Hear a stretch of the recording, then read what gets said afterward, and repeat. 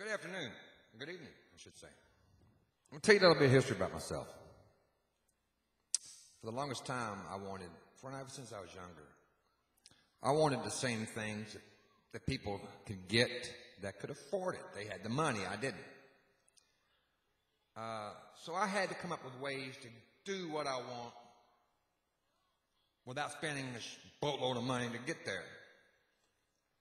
I might not have bought the best car. I definitely didn't. But at least the cars I had got me from point A to point B. I didn't go out and buy the most expensive Photoshop program. I found programs online. Paint Shop Pro does almost the same thing and does just as good for me. Costs a tenth less. I got into electronics when I went in the Army because I wanted to learn how to fix things. Most people was either electronics or the mechanic or construction. And when I got out, I learned how to fix TVs, VCRs, DVD players, computers. So my computer breaks down and fix it myself instead of taking it to a computer repair shop. We had a saying in the Army, adapt and overcome. Sometimes you have to, especially when you get older. Your joints don't work as bad as you used to. You hurt more. You get frustrated. You get more anxiety. You get more anxious. You get more frustrated because you can't do what you used to do. So you have to adapt.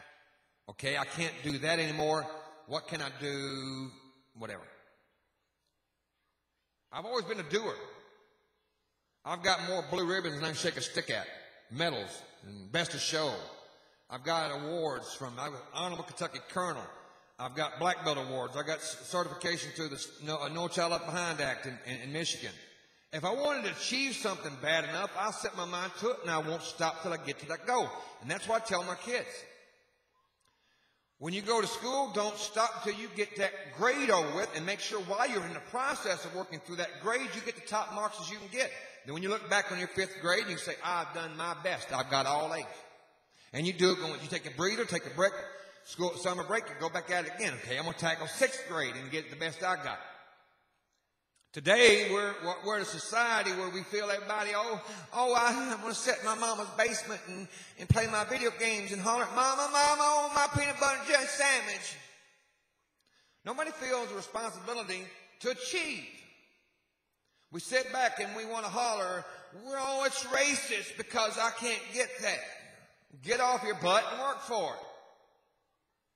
I didn't become an artist and musician by complaining because I can't do that. If I want to do something bad enough, I set my mind to it and do it. And I teach my kids the same thing. If they want to become an engineer, you work on it. If you want to become whatever it is you want to do in life, you set your goal. You set your dream first. That's my dream. And as you're working for it, you'll find that dream that becomes your goal. I don't sit back and say, well, I'm just going to go with the flow because I can't change nothing anyway. No, you can. Everybody's got the power to change things if they stand up and fight for what they believe in and keep their eye on the prize. My eye on the prize was two things this year, and I got them both. Got them both. I want to be a finalist again in the National Veterans Creative Arts. I'm going to Des Moines, Iowa, and I wanted to try to make sure for the past 3 years to get an arts and music program here in Grand Rapids. Now that wheel's spinning. That wheel's going. I'm getting information back from the head directors and stuff. So we're going to try to implement that program in. You set your mind on the prize. You don't stop till you get there. There's too many people sit back and complain, oh, he can't. I'm jealous of him because I can't do that. God dang him, really? I remember when I was in my 20s and I had my own karaoke system. I was 27. And I used to run karaoke at different bars and get paid $150 a show. And then these older people, about in their 50s, would be upset and jealous because, well, how come you can do that and I can't? Well, you didn't try. You got to at least try.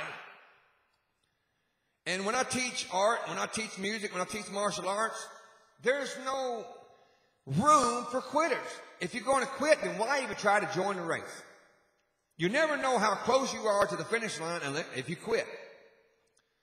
And when I teach music, I teach it so easy, anybody can understand it. Art's the same way.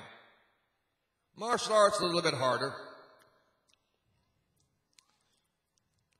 But I try to encourage you to whatever goal you set for yourself, don't stop until you reach that goal. Even if it is, okay, let's say, for example, we all walk, we all know what, okay. Let's just say your goal is to walk 10 miles in a day. I can't walk 10 miles today if I had to. But if I set my mind and say, okay, Bill, can you do a half a mile a day? That's what, 2,600 feet? I might push myself to do that. Okay, and you walk a half a mile for a whole week. Maybe you walk a quarter mile away and you walk a quarter mile back home and you got a half a mile. You do that for a week. And then the next week you try to do 3/4 of a mile. The next week you try to go a full mile, go a half a mile out and half a mile back. And you keep working that. Then the next week after that, maybe you go a mile and a half. Until finally, maybe a year later, it might be 6 months later, it might be a year later, you'll be able to walk 5 miles out and 5 miles back because you set your mind to your goal and you didn't stop till you reached your goal. And that's how life is. I don't care if you're in a relationship with someone or you're single, and I'm going to say this toward those in a relationship. It takes work. It takes a goal. That goal would be, I want to live with you till I'm 70, 80, 90 years old. I want to get to that goal. And then no matter how we got to get there, even if it's just half a mile a day or a quarter mile, okay? Back to a quarter mile, okay? But we walk together. We're not going to walk in front of you. I'm not going to walk behind you. We walk together. And if you can't walk about 1/8 of a mile, okay, I'll walk 1/8 of a mile with you. Come back. Until finally both of you can walk the same 10 miles. You work together. And the only way you can work together is you don't listen to rumors and fabrications and falseness from everybody else around you. You focus your eyes on the prize, and that prize is your spouse or your partner. Their concern, their opinion, their thoughts should matter more than anybody else's. And when you walk together, side by side, you'll accomplish your goal. Now, I've been a motivational speaker for a long time. I've taught art, I've taught music, I've taught martial arts. I was even assistant school teacher in high school. I have had great reviews on everything I've taught because I look at it as a very common sense thing. I try to approach things they don't know by comparing it with things they do know. And I use that as a parable, like Christ was trying to teach us about the spiritual things. And he said, if you can't understand the earthly things, how are you going to understand the spiritual things? I use that same parable when I teach. And I use things they do know to reference what they don't know. And they go like, oh, I get it. But when you're in a relationship, you got to learn how to work together. And if that means, and the biggest thing to work together, the biggest important factor is communication. Honey, I can't walk that fast. Slow down. Or you're too fast. Or come on, baby. Come on up here. Come on. I'm waiting for you. Come on. Whatever it is, you need to communicate. Or you might be, I need to stop. I'm thirsty. You stop together. You walk together. You run together. You play together. You laugh together. You cry together. But when you set your eyes on the prize, nothing else matters but that prize. And that prize is maybe being with your spouse 50 years, 60 years. Let that partner be your prize.